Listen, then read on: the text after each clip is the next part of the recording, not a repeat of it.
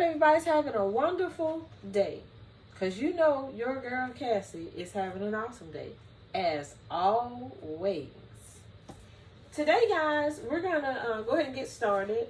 We are going to prepare a buttermilk chocolate pound cake. Okay. So the first thing that we want to do, of course, is turn our oven on. And I have my oven temperature set at 350 degrees Fahrenheit. I've already pulled out my baking pan. And I'm going to grease it, but I'll grease it when I'm getting just before I want to put it in the oven. All right. And I have my mixing bowl, and I made sure I had it plugged in. So the first thing that we're going to do is we're going to mix our dry ingredients, okay?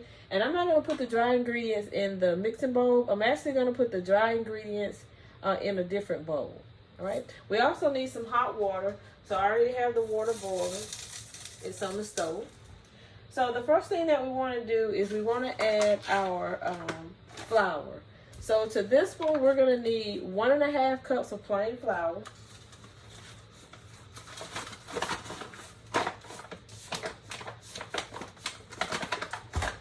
And you want to make sure that you sift the flour.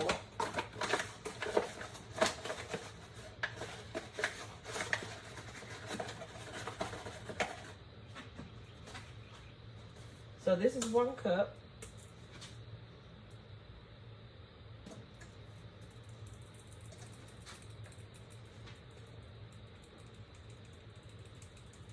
Okay, and I don't have to use a sifter, I just use this. So it's 1.5 cups. So we'll go ahead and put our 1/2 cup of flour in as well.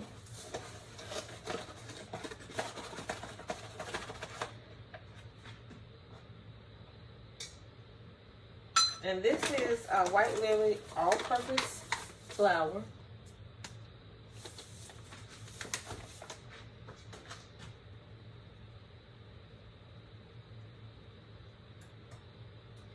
All right. So once you get everything sifted, okay, that's the flour. Next thing we're going to add is going to be our cocoa powder, and we need to add 1/2 cup of cocoa powder. I'm going to use the Hershey's cocoa. I want the special dark, but I can't find it. So I'll use what I have. And that's 1/2 cup.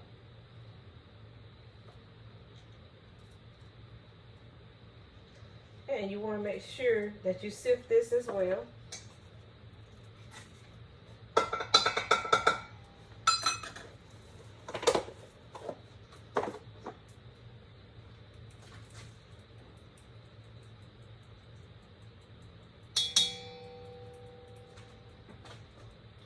Right. Don't want any clumps. Want everything to be smooth. So that's the second dry ingredient that we're going to add. The next thing we're going to add is going to be 1/2 cup of our brown sugar. Now with the brown sugar, you can use your light brown sugar, dark brown sugar, whichever you have on hand. I'm using the light brown sugar, and you need 1/2 cup. And it doesn't have to be packed.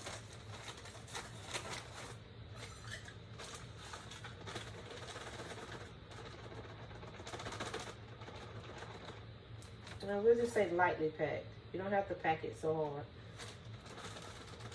So we have 1/2 cup of light brown sugar. But remember, whatever you have on hand, you can use it. Now, I don't really have to sift the brown sugar because, you know, brown sugar is not something that is going to actually sift through. So I'm just going to make sure that there are no clumps in here just by taking my hand and like whirling it around. It'll sift through, but it'll take a minute for it to come through. So all you want to do is make sure you don't have anything clumped, and I don't, and so I can just add it to my dish, to my mixing bowl, and not the mixing bowl on the blender. Like I said, this is going to be separate. Next thing you want to do is add your granulated sugar. I'm going to use the pure cane sugar, but you can use like your white granulated sugar or whichever sugar you have. But this one you need about 3/4 of a cup. which is what I usually use anyway. When I measure my cups, I never have it completely filled, because I don't like my cake sweet, sweet, sweet. And everybody always compliments me that I have the right amount of sugar. So 3/4 cup of sugar per cup of flour is pretty accurate. It gives you that perfect taste of sweetness. And again, you don't really have to sift it, but you do just make sure there are no, it's not clumped anywhere. And of course, it'll sift right through. And you make sure you don't have any hard pieces of sugar. And you can just discard those crystals.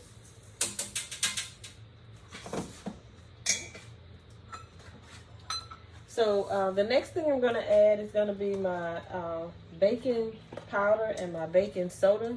So with the baking powder, I need 1 teaspoon. And of course, I use the Rumford. It is metal free.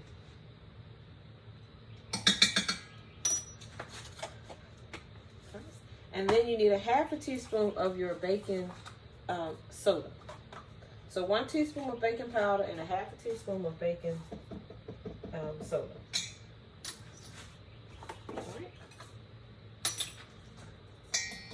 All right, so that does it for my dry ingredients.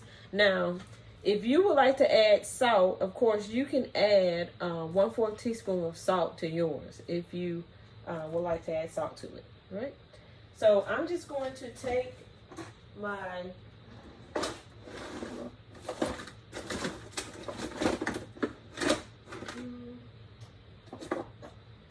I'll just take the spatula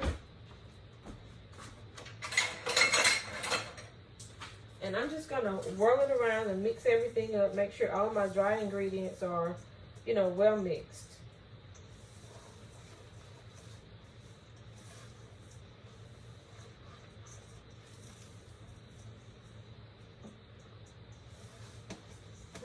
So of course, you just mix it well. All right. So the next thing that I'm going to do is mix up the wet ingredients. So I'm going to do this cake a little different from what I usually do, the order that I would usually go in. All right. So now I'm going to add my butter, which you need for butter. Let me make sure, because I did it by weight on this one before I say anything. Yeah, 3/4 cup, or that's 1.5 stick. And of course, I had the this is the Irish butter grass fed, so I had to actually weigh it to make sure that it was correct. So that's 170 grams, which is 1.5 stick or 3/4 cup, if you know your metric conversions.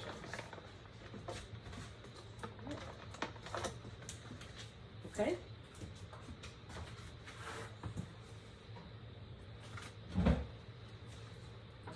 The next thing that we're going to do is we're going to add the eggs. So you need 2 eggs, and you need to allow the eggs to come to room temperature. And this is 2 large eggs.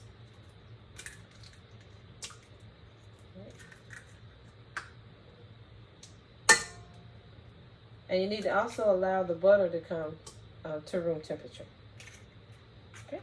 So now with the eggs and the butter, we're going to turn the blender on, and we're going to just blend this until it becomes well incorporated together. Now, while this is taking place, I'm going to place you on a brief pause. And when we're ready to add the next ingredient, I will bring you back in. So the next liquid ingredients will be our vanilla extract and also the buttermilk. And when it's time to incorporate those, I'll bring you back in. We want our butter and our sugar to cream. We want it to look whipped as if it is ice cream. And that usually takes a few minutes. So I'll place you on a pause. Grab your refreshing detox teas, water, lemon water, cucumber water, or whatever it is that your beverage of choice will be, and hang tight. I'll be right back with you.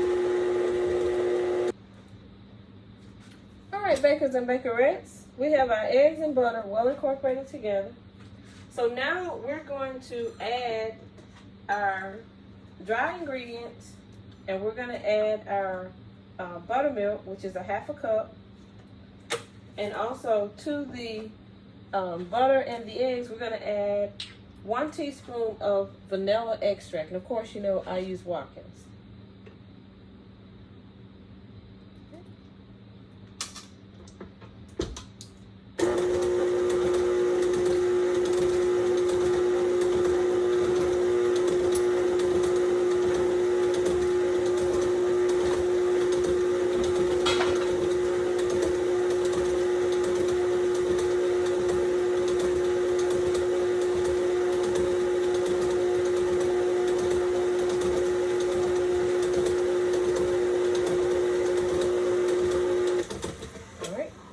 So now we're going to add our dry ingredients first. We always start with dry and end with dry. And I'm going to add it a cup at a time.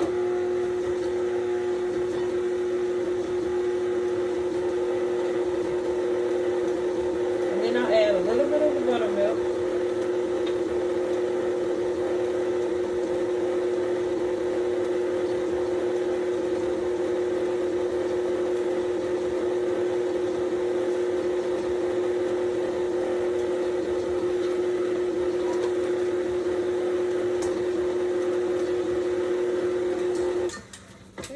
Another cup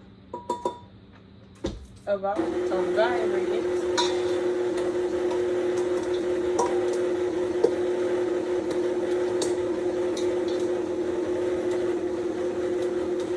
And we'll add a little bit of our buttermilk.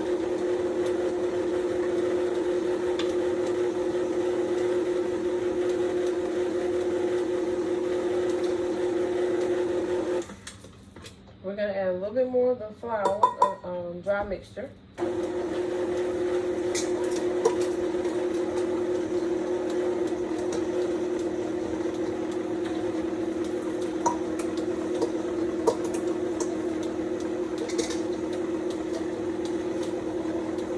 we're going to add a little bit more of the buttermilk. You just let everything get well incorporated together.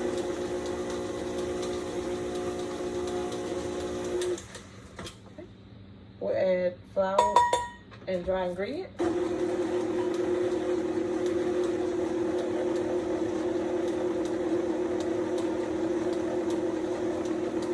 Then we'll add the remaining of our buttermilk.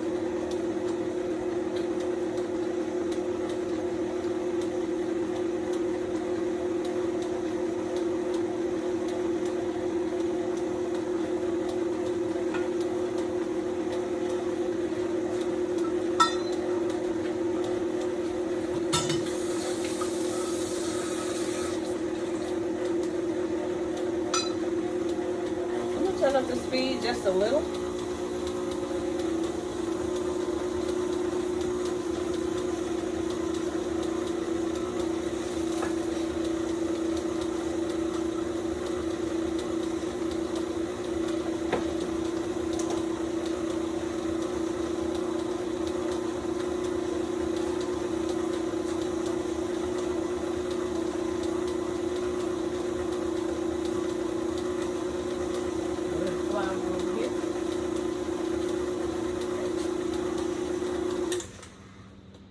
And now we're going to add the hot water. You need a 1/2 cup of hot water. And I'm just going to put it on stir.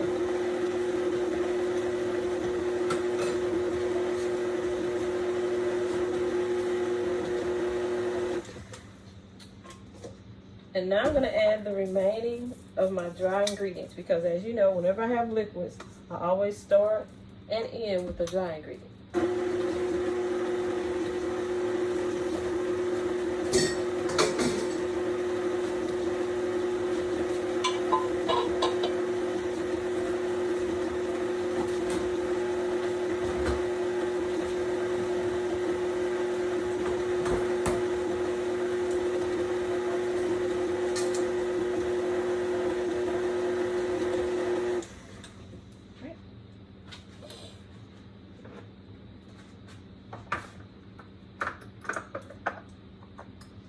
So I want to make sure that I scrape down my mixing bowl as well as the beater that's in here, because as you know, whenever you're baking something, when you're mixing it up, it clings.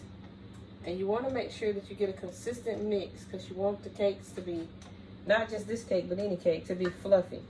So I always, although I have this blender, this beater in here now that gets the size of the bowl, I guess old habits are hard to break. I still fold it from the top, bottom to the top, and then get the size of the bowl, just to make sure that everything is well incorporated and it's a consistent mix.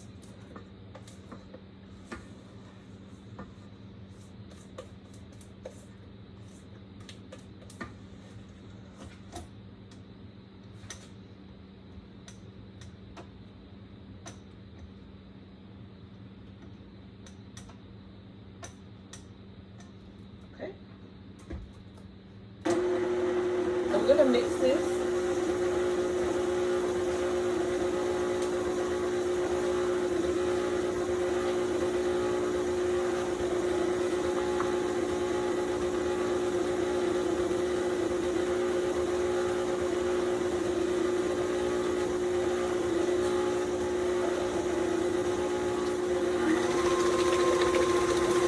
Just a little. Alright, so while that's mixing, I'm going to go ahead and I'm going to coat my baking pan. Now, you can do this in a 9x13 and make it a sheet cake. You can do it in your little rounds or your square pans. I'm going to do it font style.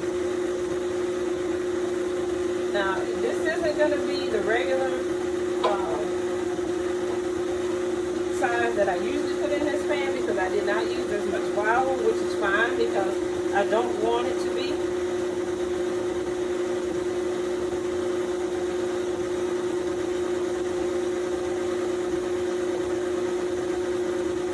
If it was more people and I know that we would get consumed, or I could take it on campus, I probably would, but that's not the case since I'm out for the summer.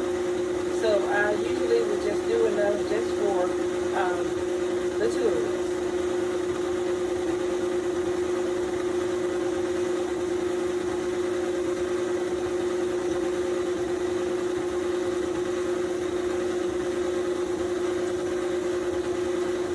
You want to make sure you coat the pan well.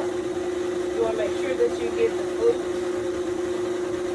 You want to make sure you get the sides well. And this pan has the little curves and crevices, so you want to make sure you get those as well. And this is the pan coat that I made.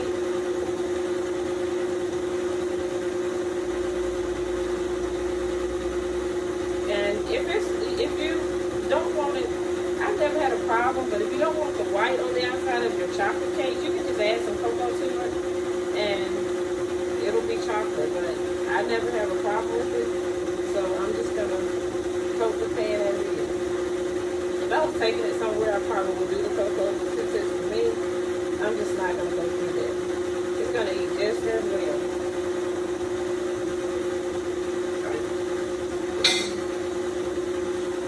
And someone made a comment on an older video that I had about the time that it beats at the end. If you have a KitchenAid blender, or any blender for that matter, if you know your blender, you know your speeds, you know the difference between a stir and a beat. Most times when I do my cakes, you guys know I explain the time that you have to mix certain ingredients, and my cakes always come out spot on. I never have any issues. I always take a picture of the interior cake and create it as a short. So if you want to know what any of the cakes look like, go and find the shorts, and the shorts are linked to the actual video of the cake, and you'll know what it looks like on the inside, and also they're on the playlist. Okay, so you shouldn't have a problem looking at the videos versus the shorts, and you can match them up and you'll see what the interior looks like. Now, I always tell you the difference between when I'm stirring and when I'm beating something. And at the end, usually, if I don't mix it in the beginning, where I'm just saying that I get it incorporated together, that means that I'm just stirring it. Then in the end, I'm going to give it a really good beat. And also, it's different if you're doing a regular cake, which is just your standard bundt size cake, sheet cakes, which is the 9x13, or you're doing the layer cakes. There's a difference. And of course, the time that you mix and beat is going to be different. However, if you're doing a mile high cake, you're going to have to beat those cakes longer because, number one, you have more eggs, there's more butter, and it takes longer for it to become whipped. And then, of course, the flour. You have way more flour. Therefore, you don't want the flour to not be mixed. You want everything to be well incorporated. So you have to bear that in mind when you're watching these videos and you're following along and not really listening, because there are gems, hidden gems within the videos, and I always tell you everything in detail. So make sure you don't watch without listening. Make sure that the two are working together. Okay? So now I'm going to remove the dough batter, whichever you like to call it, from the mixing bowl, and I'm going to place it in the baking pan, which is going to be, as I said, bundt style.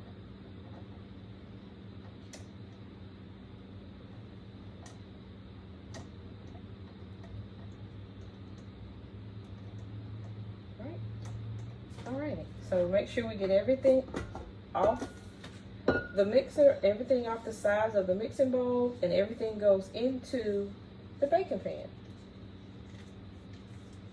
And I always give it a good stir and a good fold in the end, just checking behind, making sure everything is good before I place it in the baking pan. And then, of course, you know, I'll pour it in, and I'll pour it around the pan just to make sure everything is evenly distributed.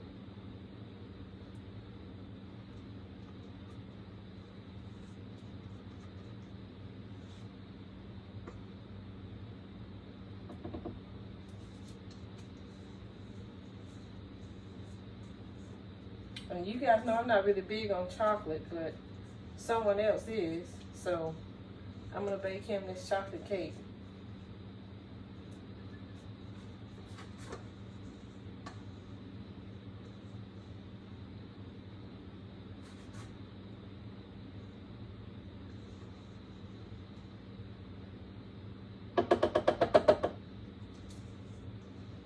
But I do love the way chocolate cakes smell when you have them mixed up, though. They smell really good.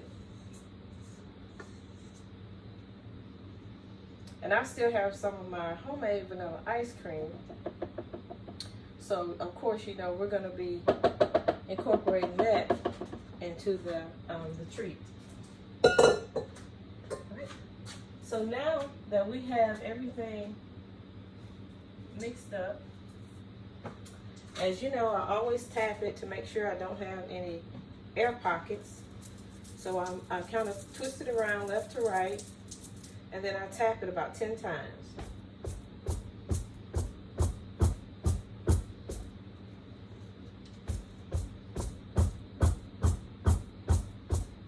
Why did I tell you I tap it?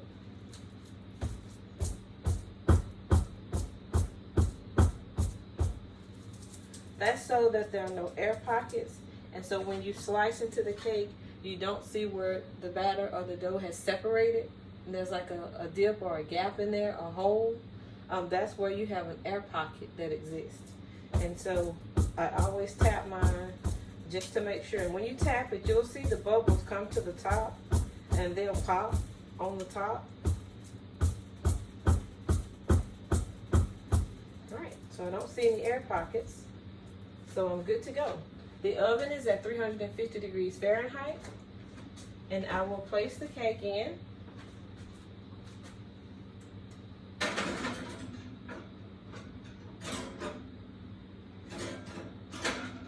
Make sure you center it so that it will bake flat and it'll be even, and you don't have a lump or a dip in it. All right. All right, so let's see. I haven't baked this one in a minute. This is usually about 45 minutes in the bundt pan. The last time I did it in a 9x13, which took about 30 to 35 minutes. but usually in your bundt pans, the time's it varies. It usually takes longer, so about 45 minutes. But I'll check it at 30 minutes and I'll see. And if it needs to bake longer, I'll leave it in. And when it's time to bring the cake out of the oven, I'm going to bring you back in so that you can see the final product. But prior to the cake baking, I'm going to bring you back in because I'm going to put you on a pause so you can sip on that refreshing beverage that you have. And then I'm going to clean this up and I'm going to get ready to do the homemade buttercream frosting that I'm going to place on top. And so I'm going to put everything up and clean this up and wash my blender, and then I'm going to include you in that prep as well. So don't go anywhere. Keep sipping.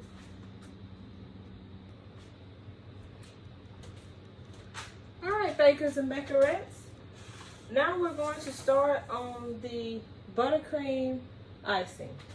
Now to the buttercream icing, you need 1 stick of butter, and you need it to be softened. And I'll let this get a little bit softer than just having it at room temperature. I left it out for about an hour. Okay. So you want your butter to be soft. And to the butter, you're going to add 3 cups of sifted powdered sugar.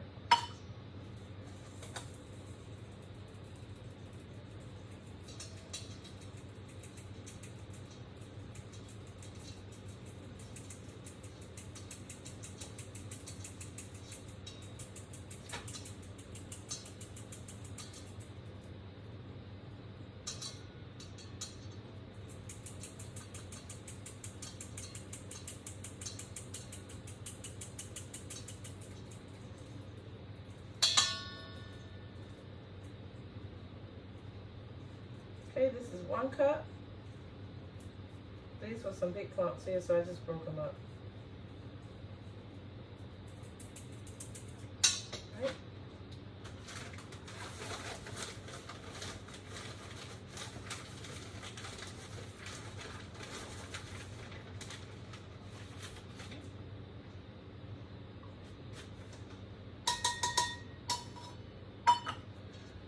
Okay, this is the 2nd cup.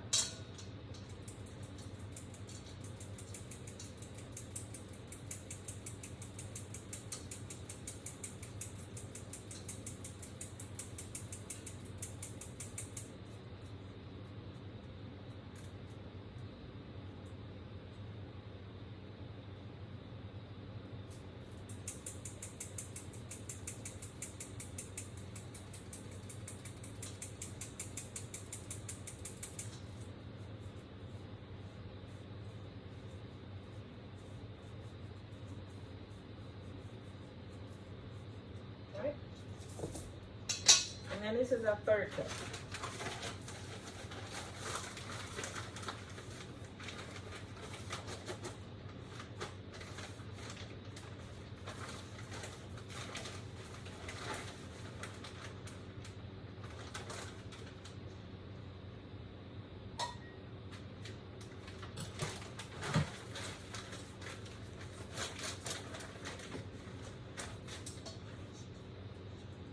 All right.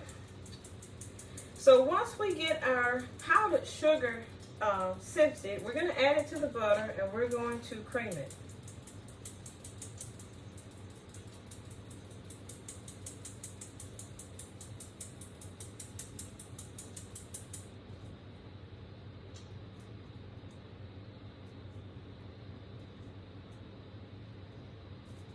This powdered sugar has some huge clumps in it.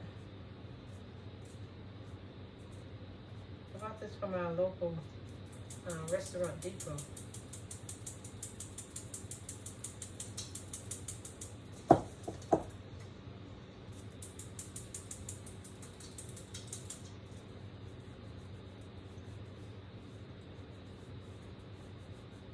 Okay, I think that's good enough. All right. So now we're going to take our measuring cup and we're going to add it to our mixing bowl.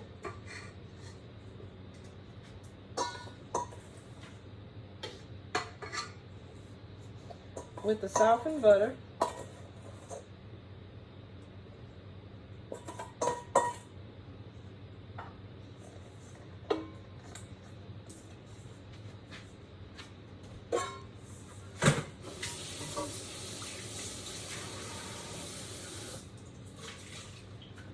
wash the powdered sugar off my hand and also wipe it off the counter.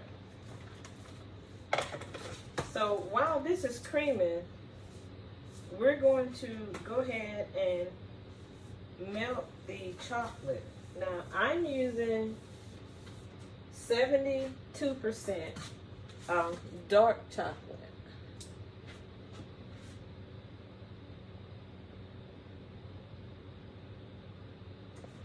All right, so I'm using 72% dark chocolate. And I'm going to melt this. And I'm going to do the double boiling method. I'm going to place this in a bowl. And then I'm going to place the bowl over some hot water. I'll turn you around so you can see it here. I'm just going to break it up. Now this is a 100-gram bar, which is what I need. This is about 2/3 of a cup. You can use whichever chocolate you want. You want to use 85% if you just want to use milk chocolate. You can use whatever you would like. I'm going to use the 72%. So I'm going to turn my eye on and I'm going to let this, the water's already hot. I'm just going to let it melt. And while that's melting, I'm going to mix the confectionate sugar or powdered sugar and butter. I'm going to cream it. And I'm going to place you on a brief pause, and I'll bring you back in when this is ready and it's time to add our next ingredient. So sip on that refreshing drink. I'll be right back. All right, bakers and bakerettes, we have our powdered sugar and our butter cream. And now I'm going to, again, use the spatula to release everything because I want to make sure that everything is well mixed. And also I'm going to add the remaining ingredients. Okay. Now with this one you don't really have to scrape the sides, but you do have to make sure you get the bottom. And I didn't add the milk on purpose. I wanted to make sure that this was all creamed first, because adding the milk is going to give me the consistency of the frosting that I would like. And this is a buttercream frosting. All right, so what I want to do now is I want to add the chocolate, the melted chocolate. You don't want it, I didn't put it on there so it could be good and hot, because you have to let it cool. I just let it slow and steady wins the race. You guys know.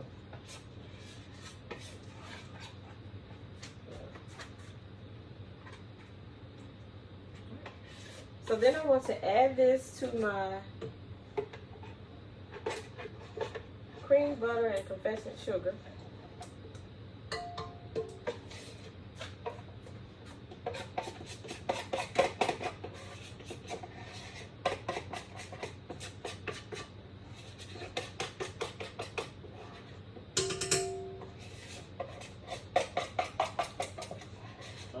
I'll try to get as much as I can. Can't get it all. It is chocolate. Alright. And then to this I will add 1 tablespoon of whole milk.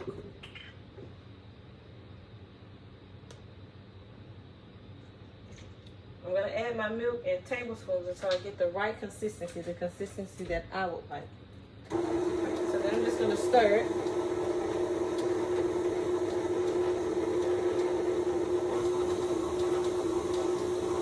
And I wrap it up to speed 2.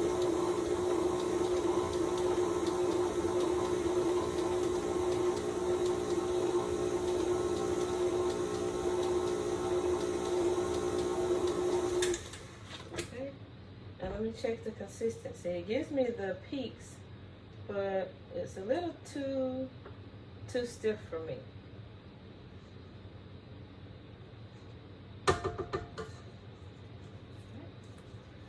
So I will scrape the sides and the bottom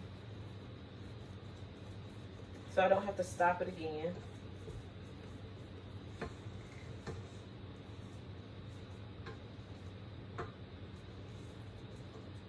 Yeah, it's a little bit too stiff for me. So I'll add another tablespoon of whole milk.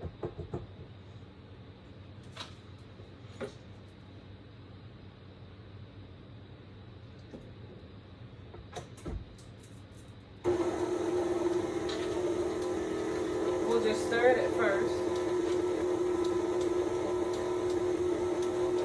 And then we'll ramp the speed up to 2 and mix it.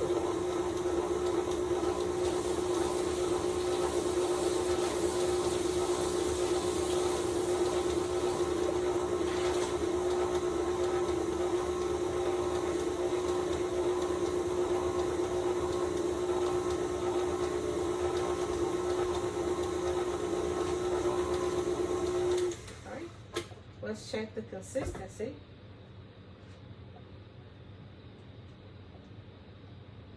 Oh, a little on the mixer here that didn't really get mixed in well, but that's okay. We'll let it go again. No problem. Also scrape down the sides. All right, now let's check the consistency. Yeah, this is what I want. I want the fluffy. All right.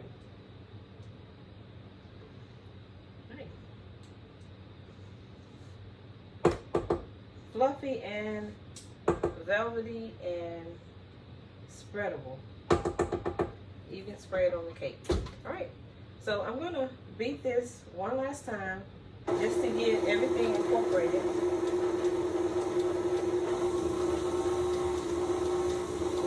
Just the white powdered sugar mix that I got off the beater. I just want to make sure that it gets chocolate.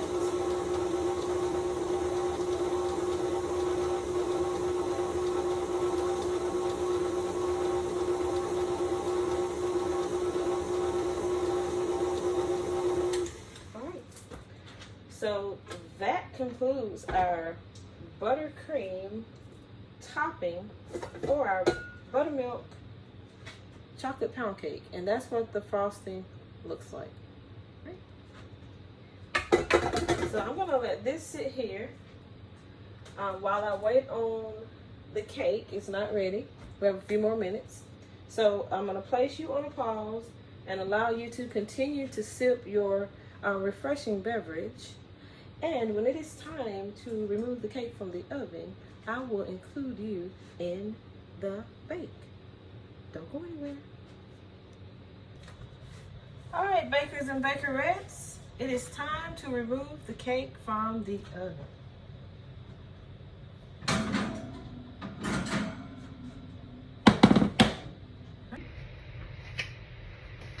Hello, bakers and bakerettes.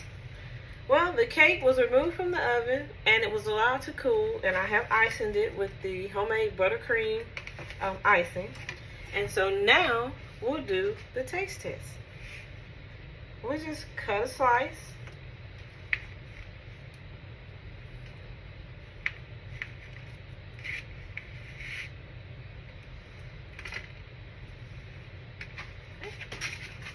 Now bring it over so you can see how smooth, how velvety, how soft it is.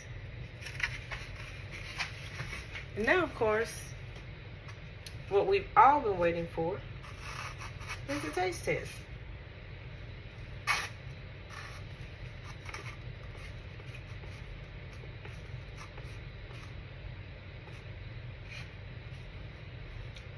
It's really good. Would you like to try a slice? It is so chocolatey, so soft.